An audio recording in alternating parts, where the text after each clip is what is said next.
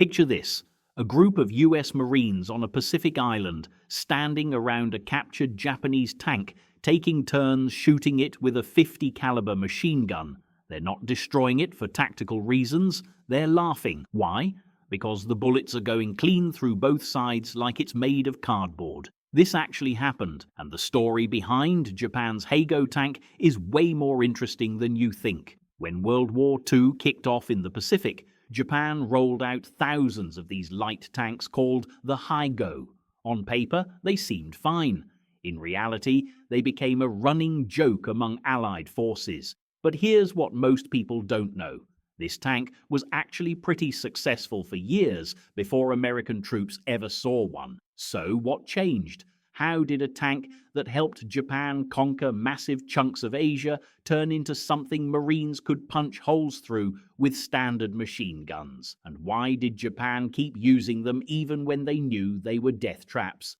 The answers reveal something fascinating about how Japan approached the entire war, and it all starts in the 1930s in Manchuria. Let's go back to 1935. Japan has a problem. They're fighting in China and they need tanks. But not just any tanks. They need tanks that can handle the terrible roads, cross rickety bridges, navigate rice paddies, and be light enough that their relatively weak industrial base can actually produce them in large numbers. The Japanese tank designers sit down and look at what they're working with. Japan isn't like America or Germany. They don't have massive steel production, they don't have huge factories, they don't have unlimited resources. So they make a choice.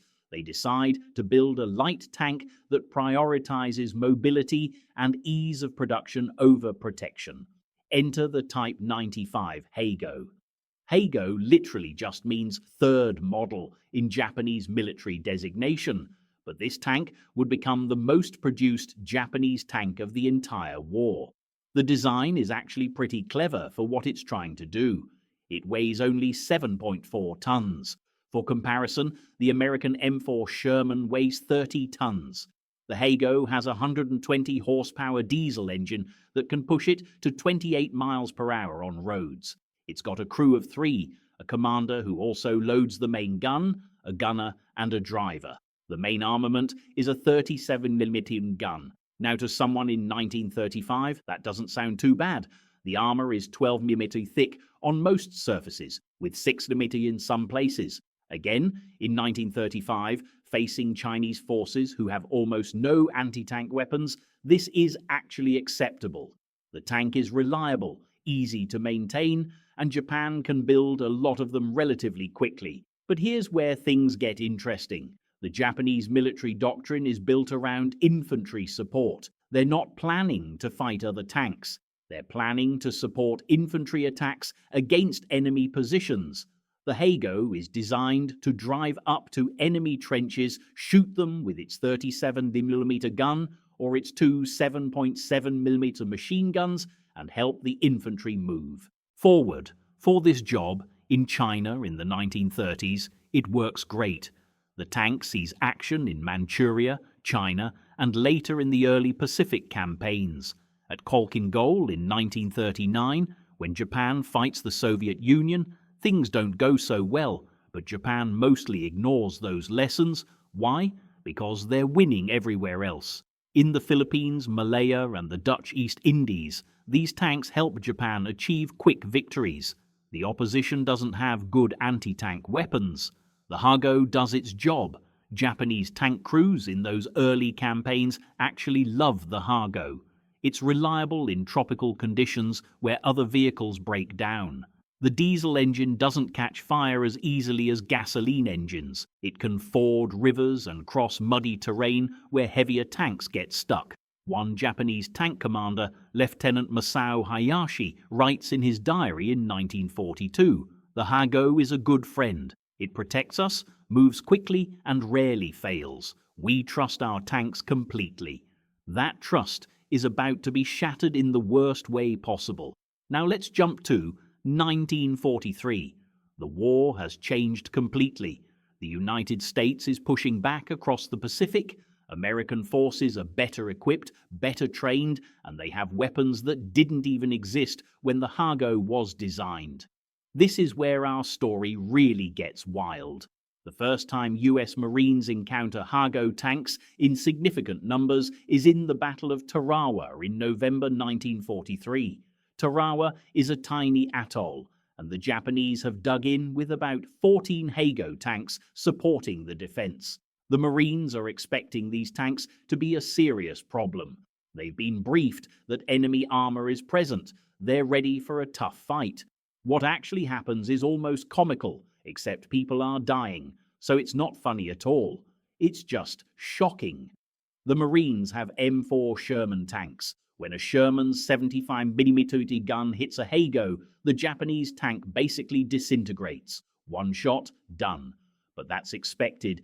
Big gun beats small tank. What nobody expects is what happens with the infantry weapons. A Marine corporal named James Poindexter, and yes, that was really his name, is manning a 50 caliber heavy machine gun. For those who don't know, the 50 cal is a big machine gun, but it's still just a machine gun. It's meant for shooting at light vehicles, aircraft, and enemy positions. It's not an anti-tank weapon, except on Tarawa it becomes one. Poindexter sees a Hago tank approaching through the smoke and coral dust. The tank is moving slowly, trying to support a Japanese infantry counterattack. He does what he's trained to do. He aims at the vision slits and the tracks, hoping to blind it or immobilize it. He fires a burst, maybe 10 rounds. The bullets don't just hit the armor, they go through it, completely through. He can see the holes on the other side of the tank, with daylight streaming through. He thinks maybe he hit a weak spot, so he fires again. More holes appear. The bullets are punching through the armor like it's not even there. Inside the tank, chaos.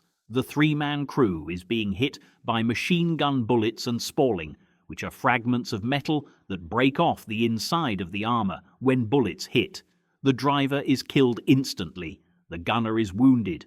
The commander tries to reverse the tank, but without the driver, the tank stalls. Poindexter keeps firing. Within 30 seconds, all 3 crew members are dead or dying, killed by a weapon that should never have been able to harm them. Other Marines notice this. Word spreads fast. Soon, multiple 50 cal positions are shooting at Japanese tanks whenever they appear. The standard operating procedure changes overnight. Before, Marines would call for tank support or bazookas when enemy armor showed up. Now they just shoot at it with machine guns, and it works. Over and over, it works. One Marine, Private First Class Robert Sherrod, who was actually a war correspondent, writes about watching this happen. The Japanese tanks would appear, and our boys would just light them up with 50 cals. You could hear the bullets hitting the metal, then you'd see holes appearing. Sometimes the tanks would catch fire, sometimes they'd just stop moving. It was the strangest thing I'd ever seen. A machine gun stopping a tank. On the second day of the Tarawa battle, a Hago tank gets stuck in a shell crater. It can't move.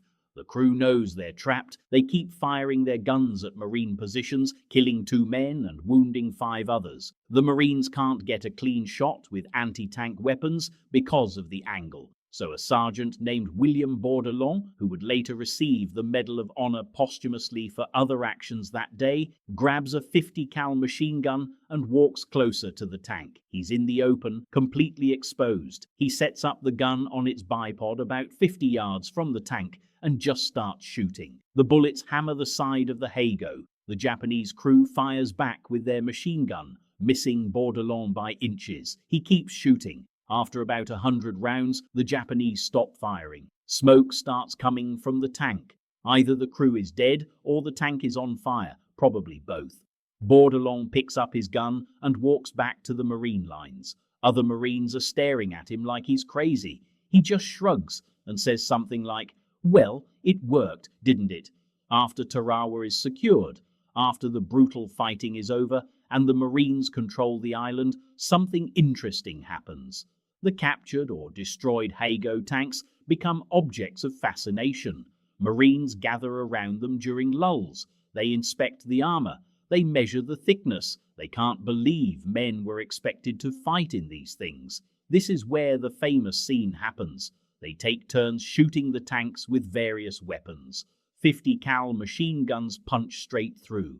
The 37 mm anti-tank guns they have turn the tanks into Swiss cheese. Even the standard 30 DO6 rifle rounds can penetrate some of the thinner armor at close range, especially the top armor and the rear. One Marine lieutenant, whose name was lost to history, but whose letter home was preserved, writes, "We found their tanks, and honestly we laughed. I know that sounds cruel, but we couldn't believe men were expected to fight in these things. Our machine gun bullets went through like they were shooting at a tin can. Some of the boys were taking bets on whether a pistol could penetrate it. Nobody tried because we figured that was going too far, even for us, but we thought about it." A Marine photographer, Staff Sergeant Louis Lowry, who would later become famous for taking some of the first photos on Iwo Jima, photographs these informal target practice sessions. In one photo, you can see Marines standing around a Hago pointing at bullet holes. In another, a Marine is literally looking through a hole in one side of the tank, and you can see his face through a hole on the other side. These photos get passed around. They end up in intelligence reports. They change how American forces think about Japanese armor. But here's what makes this complicated. While Marines are discovering they can destroy Hago tanks with machine guns, the tanks are still killing people. At Tarawa, Japanese tanks account for about 20 Marine deaths directly, with probably another 40 or 50 wounded. That's not a huge number compared to the total casualties, but those are real people with real families who never came home. This starts happening on island after island, at Kwajalein, at Saipan, at Peleliu, at Iwo Jima, at Okinawa. Every time the Marines encounter Hago tanks, the result is the same. The tanks are almost useless against American weapons, and yet Japan keeps using them. Why? This is where the story gets really interesting and really dark. It's not that Japan doesn't know the Hago is outdated. They absolutely know. Japanese tank commanders are writing reports after every battle. They're saying clearly, "These tanks cannot survive against American weapons. We need better armor. We need bigger guns. We need something, anything better than what we have." These reports go up the chain of command. They reach the highest levels of the Japanese military. Generals read them, admirals read them, everyone knows. But Japan has a massive problem. By 1943 and 1944, they're losing the war badly. Their industrial capacity is being bombed. American submarines are sinking their cargo ships, cutting off resources. They're running out of steel, rubber, oil, everything. Building better tanks would require retooling factories, which takes time they don't have. It would mean using more steel per tank, which would reduce the total number of tanks they could produce. Japan makes a calculated decision. They decide it's better to have more Hago tanks than fewer of a better tank. Their reasoning goes like this. Yes, the Hago will be destroyed easily, but maybe, just maybe, it can fire a few shots before it dies. Maybe it can kill some American soldiers. Maybe it can delay an advance for a few hours. In a war they're losing, every hour matters. Every American casualty matters. They're not trying to win anymore. They're trying to make the war so costly that America will negotiate a peace instead of demanding unconditional surrender. This is actually a tragedy for the Japanese tank crews. These men know they're driving death traps. There are accounts of Japanese tankers writing final letters before battles, basically saying goodbye to their families because they know they won't survive. One Japanese tank commander's diary was found after the Battle of Saipan. His name was Captain Sakai Oba, and he commanded a small unit of Hago tanks. In his diary, found next to his body in his destroyed tank, he writes, "We are told to attack the American positions tomorrow. We have 3 Hago tanks. We will all die. The Americans will destroy us easily. I have seen their Sherman tanks. I have seen their weapons. Our armor is like paper to them, but we will do our duty. We will attack. Perhaps we will kill some of them before we die. Perhaps our deaths will mean something. I have written to my wife. I have written to my children. I will not see them again. This is our fate. And they do attack the next morning, just as he wrote, and they all die, just as he predicted. American forces destroy all 3 tanks in the opening minutes of the battle. The Americans use a combination of Sherman tanks and 50 caliber machine guns. It's over so fast that some Marines don't even realize the Japanese attacked. Captain Ober's body is found in his tank, along with his crew. They never had a chance. This pattern repeats across the Pacific. Japanese tank crews know they're going to die, but Japanese military culture doesn't allow for retreat or surrender in most cases. Tank crews can't just abandon their vehicles and run when they realize they're in a hopeless situation. They're expected to fight to the death. There's intense social and military pressure to never surrender. Surrender is seen as the ultimate dishonor, worse than death. So even when it becomes obvious that attacking American positions with Heigo tanks is suicide, they do it anyway. On Iwo Jima, there's a particularly brutal example that shows just how desperate and tragic this situation became. The Japanese have about 20 Heigo tanks hidden in caves and underground positions. The commander, Lieutenant Colonel Baron Takeichi Nishi, is actually a famous Olympic equestrian who won gold in the 1932 Olympics. He knows tanks. He knows the Heigo is obsolete.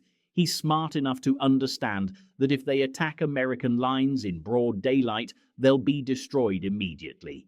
So he comes up with a different plan. His tank crews wait in their caves. They let American forces advance past their positions.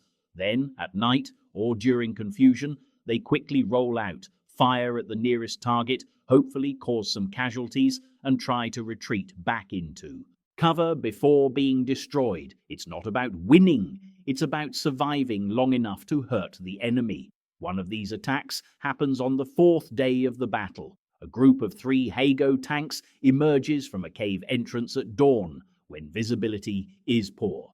They immediately fire on a group of Marines who are setting up a command post. The first shots kill 4 Marines and wound 6 others.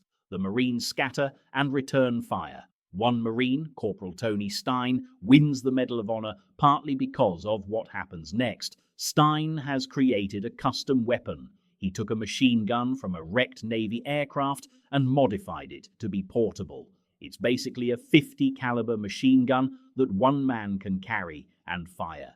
When the Heigo tanks appear and start shooting, Stein charges toward them, not away from them, toward them. He's firing this massive gun from the hip as he runs. The other Marines think he's lost his mind, but Stein knows something. He knows the Heigo's armor is weak. He aims for the vision slits and the driver's port. His bullets smash into the lead tank, blinding it. The tank stops, unable to see where it's going. Other Marines rush up with explosives and bazookas. They destroy all 3 tanks within 5 minutes, but those tanks had managed to kill 4 Marines and wound 6 others in those 5 minutes. Even obsolete tanks can kill if they get the first shot. This becomes the Japanese strategy. Ambush, shoot fast, hope to kill some Americans before dying. It's not glorious, it's not heroic in the traditional sense, it's desperate, but it works just enough to make the Americans pay a price for every yard of ground. Let's talk about the technical side for a minute, because the numbers are actually fascinating, and they tell a story about how warfare was evolving faster than anyone predicted. A Heigo has 12 millimeters of armor on the front. To put that in perspective, that's about half an inch. The 50 caliber machine gun fires a bullet that weighs about 1.8 ounces and travels at roughly 2,800 feet per second. It's designed to penetrate about 20 millimeters of armor at 500 meters. So even at medium range, the 50 cal has twice the penetrating power needed to punch through a Heigo's front armor. The sides and rear of the Heigo are even thinner, 6 mm to 12 mm, depending on the location. That's barely thicker than a car door. You could probably punch through it with a hammer if you hit it hard enough. The top armor is only 6 mm. This becomes a huge problem on islands where Americans have the high ground. Marines on hills can shoot down into Japanese tanks, and the bullets go straight through the top armor, which is the thinnest part. There's an account from Saipan that really drives this home. A squad of Marines is positioned on a ridge overlooking a road. They see two Hago tanks moving along the road below them. The sergeant tells his men to shoot down at the tanks with their rifles. Just regular M1 Garand rifles firing standard 30-06 ammunition. The Marines start shooting. At first, nothing happens. Then one of the tanks stops, then the other stops. Both crews bail out and run. Later, when the Marines inspect the tanks, they find that rifle bullets had penetrated the top armor and wounded the crews. Nobody was killed, but the crews panicked and abandoned their tanks. 2 working tanks abandoned because rifle bullets went through the armor. The 37mm gun on the Hago can penetrate about 45mm of armor at point-blank range with the right ammunition. That sounds okay until you realize American Sherman tanks have 51mm of frontal armor, and that's sloped at an angle, which makes it effectively thicker. Sloped armor is better than flat armor because the bullet has to go through more metal to penetrate. So even in perfect conditions, at point-blank range, with the best ammunition, a Hago struggles to hurt a Sherman from the front. It might damage the tracks or hurt vision slits, but actually penetrating the main armor. Almost impossible. Meanwhile, a Sherman's 75mm gun can penetrate the Hago's armor from over a mile away. A Sherman can sit at a safe distance and systematically destroy Japanese tanks before they can even get close enough to shoot back effectively. It's not a fight, it's target practice. But here's something most people don't think about. The Hago was never designed to fight Shermans. It was designed 8 years earlier to fight in China against enemies who mostly didn't have tanks at all. It's like bringing a knife to a gunfight, except you didn't know it was going to be a gunfight when you grabbed the knife. The Hago was designed for a different war, and then that war changed, and the Hago didn't. Japan does try to develop better tanks. They create the Type 97 Chiha medium tank, which is better armored and has a better gun. The Chiha has 25mm of frontal armor and a 47mm gun. It's better, but it's still not good enough against American weapons. They produce about 2,000 of them, and they perform better than the Hago, but they're still outmatched. Japan also develops the Type 3 Chi-Nu, which has a 75mm gun, and could theoretically fight a Sherman on somewhat equal terms, but they only manufacture about 60 of them, and none ever see combat. Why? Because Japan is saving them for the invasion of the home islands, which they know is coming.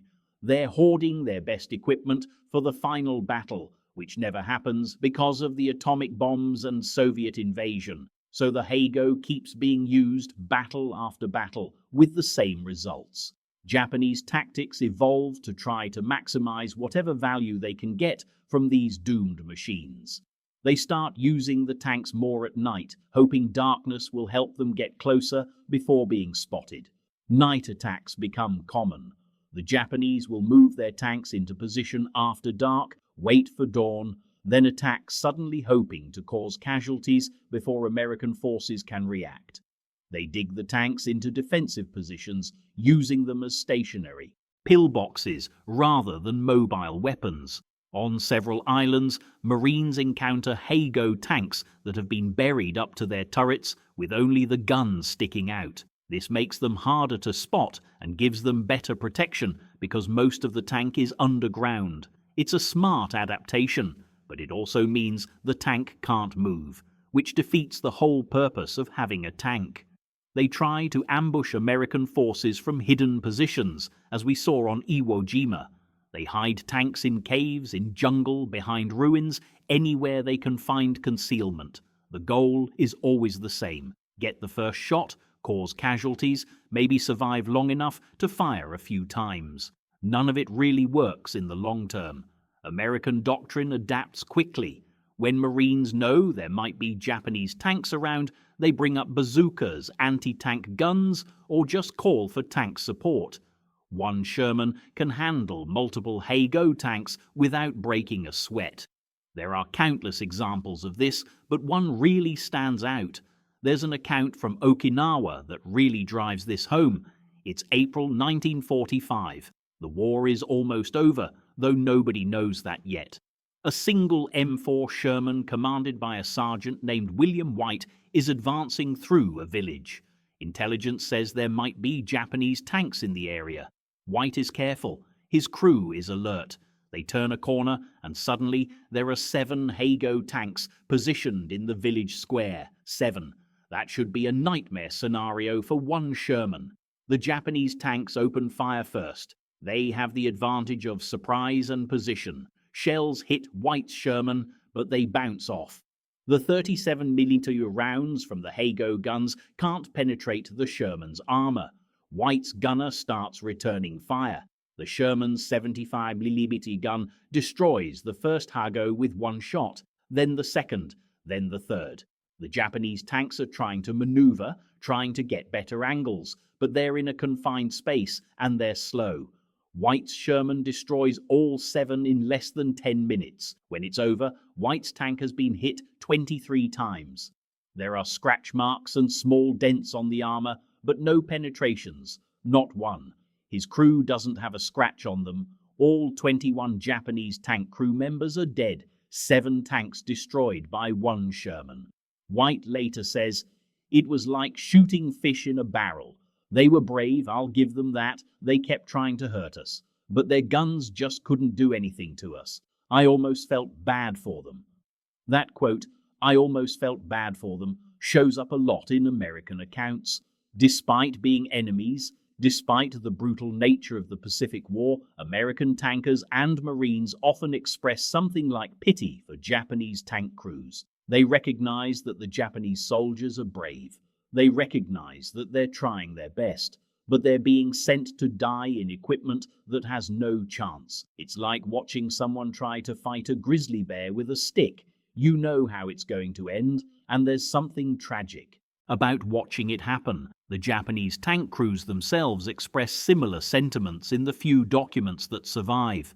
One letter found on Okinawa after the battle was written by a tank crewman named Takeo Yamashita to his brother. It was never sent because Yamashita died in his tank before he could mail it. The letter says, "Dear brother, I write this knowing I may not survive to send it. We are preparing to defend this island with our tanks. I do not think we will win. The American tanks are too strong. Our tanks are too weak. We have been told to fight to the death, and we will. But I want you to know that I am not afraid of death. I am afraid of dying for nothing. I am afraid that our sacrifice will be meaningless. We will fight because that is our duty. But please, tell our parents that I tried my best with what I was given. Tell them I did not run. Tell them I faced the enemy. That is all I can do." The letter was found in his personal effects after his tank was destroyed. He and his crew died on the 3rd day of the battle when their Heigo was hit by a Sherman. According to the after-action report, the Japanese tank fired first and missed. The Sherman fired back once and the Heigo exploded. The whole fight lasted less than 10 seconds. These are the stories that don't make it into the history books. These are the human costs of fighting with obsolete equipment. It's easy to mock the Hago. It's easy to laugh at tanks that machine guns can penetrate. But inside those tanks were real people who knew they were going to die and did it anyway, because that's what they were told to do. Now here's the moment that really captures the whole story. It's November 1944 at the Battle of Peleliu. The battle is one of the bloodiest in the Pacific War. Marines are fighting for every yard of ground. The island is a nightmare of coral ridges, caves, and heat. After days of brutal fighting, the Marines control the southern part of the island. A destroyed Hago tank sits on the beach near the landing zone. The battle has moved inland. Marines are walking past this tank every day as supplies come ashore. Some genius Marine sergeant, whose name nobody remembers, decides to turn it into a demonstration. He sets up what he calls a shooting gallery. Marines who have free time, who are rotating off the front lines for rest, can come and shoot at the tank with various weapons. It becomes a morale thing, almost entertainment. New arrivals who haven't fought yet can see what they're up against. Veterans who have been fighting for weeks can blow off steam. They shoot rifles at it. The bullets punch small holes in the thinner armor. They shoot 30 caliber machine guns at it. More holes appear. They shoot 50 caliber machine guns at it. The bullets go completely through, leaving clean holes that you can see daylight through. They shoot a bazooka at it. The rocket tears a massive hole in the side. They shoot a 37mm anti-tank gun at it. The tank is starting to look like Swiss cheese. There are holes everywhere. Marines line up to take their turn. It becomes a thing you do on Peleliu. Did you shoot the Jap tank yet? Becomes a common question. Some Marines carve their initials near the holes they made. Others take photos standing next to it, pointing at the damage. It's therapeutic in a weird way. After days of being shot at, of seeing friends die, of living in constant fear, being able to shoot at an enemy tank that can't shoot back feels good. It feels like revenge, like control, like something they can understand. A combat photographer, whose name we don't know, captures this. Several photos survive. In one, you can see a Hago that's been shot so many times it looks less like a tank and more like a metal colander. There are holes everywhere. Marines are standing around it, smiling, pointing at the damage. One Marine is pretending to shoot it with his finger, like a kid playing cops and robbers. Another Marine is looking through a bullet hole, making a face for the camera. Another photo shows a Marine sergeant demonstrating to new arrivals. He's pointing at the armor, showing them the thickness. He's explaining how their weapons can defeat it. The new Marines look relieved. They thought Japanese tanks would be scary. Now they see they're not. This photo session becomes part of the informal training process. These photos get circulated in military publications. They end up in intelligence reports. They're used for training back in the United States. The caption on one reads, "Japanese Hago tank destroyed by small arms fire Peleliu, November 1944. Note the penetration of 50 caliber machine gun rounds." For American forces, it's reassuring. It tells them they have the better equipment. For Japanese forces who see these photos after the war, it's absolutely devastating. It confirms what they already knew. They were sent to fight in obsolete equipment against an enemy that was generations ahead. But here's the thing that makes this whole story more complex, more human, more tragic. Despite being obsolete, despite being outmatched, despite being literal death traps that Marines could shoot through with machine guns, Hago tanks still killed American soldiers. Not many, and not efficiently, but enough that they mattered. On Tarawa, Japanese tanks killed around 20 Marines directly, with probably another 40 or 50 wounded. On Saipan, maybe 30 or 40 killed. On Iwo Jima, perhaps 50 or more killed. On Okinawa, another 30 or 40. When you add it all up, across all the battles where Hago tanks were present, they probably killed several hundred American servicemen and wounded over 1,000 more. So while Marines are laughing at these tanks on Peleliu, while they're shooting them for fun, while they're taking photos and carving their initials, the tanks are still dangerous. A 37mm gun can still kill you if it hits you. A machine gun is still a machine gun. And a desperate enemy willing to die can still hurt you, even with inferior equipment. Every single one of those several hundred Americans who died to Hago tank fire had families, had futures, had dreams. Those deaths weren't meaningless to them or their families. This creates a strange psychological situation that's hard to explain if you weren't there. American forces simultaneously mock the Hago and respect what it represents. They mock the equipment, but respect the determination of the crews using it. They laugh at the weakness of the armor while remembering friends who died to these tanks. It's this weird mix of contempt and admiration, of humor and horror, of technological superiority and human vulnerability. One Marine Corporal Eugene Sledge, who wrote one of the most famous memoirs of the Pacific War called With the Old Breed, talks about this contradiction. He writes about seeing a destroyed Hago tank on Peleliu and thinking how pathetic it looked. Then he remembers that a tank just like it had killed 2 men in his company on Okinawa. He writes, "We joked about how weak their tanks were, but weak or not, they could still kill you. War doesn't care about who has the better tank, it only cares about who's alive at the end." So what's the bigger lesson here? The Hago tank tells us something about the entire Pacific War that goes beyond just military hardware. It shows how Japan went into World War II with equipment and doctrine designed for a different kind of war. They thought they'd be fighting Chinese warlords and colonial powers in Asia. They built their tanks for that war. Then suddenly they're fighting the United States, which has an industrial base that can produce better equipment faster than Japan can even comprehend. It shows how their industrial limitations made it impossible to catch up once the war turned against them. By 1943, Japan's factories were being bombed, their shipping was being sunk, they couldn't get raw materials, they couldn't retool for new designs. They were stuck producing 1935 technology in 1944 and hoping it would be enough. It wasn't. It shows how military culture and strategic desperation led to men being sent to certain death in equipment everyone knew was inadequate. Japanese tank crews knew the Hago was a death trap. Their commanders knew it. High command knew it. But the culture didn't allow for surrender or retreat. The strategy required maximum American casualties, even if it meant maximum Japanese casualties too. So men died in tanks that couldn't protect them, fighting an enemy they couldn't hurt, hoping their deaths would matter.